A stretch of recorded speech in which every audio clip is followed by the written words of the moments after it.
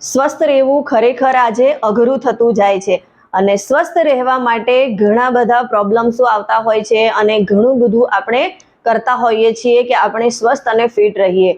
તો સ્વાગત છે તમારું આપની YouTube channel dB health hub પર અને આજે આપણે એના વિશે જ વાત કરવાના છીએ કે સ્વસ્થ રહેવા માટે આપણે શું કરવું જોઈએ. તો સ્વસ્થ રહેવા માટે અને ફિટ રહેવા માટે આપણે મોટા ભાગે બેલેન્સ ડાયટ ઉપર ફોકસ કરવું જોઈએ.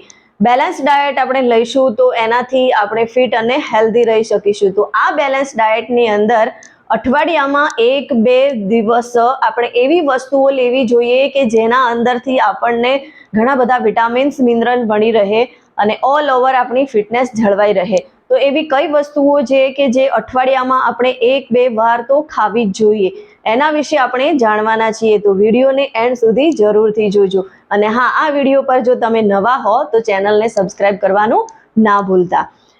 હેલ્ધી રહેવા માટે, ફિટ રહેવા માટે આપણે આપણી લાઈફસ્ટાઈલમાં બદલાવ લાવવો ખૂબ જરૂરી છે અને એમાં પણ ખાવા પીવા પર ફોકસ કરવું ખૂબ જરૂરી છે.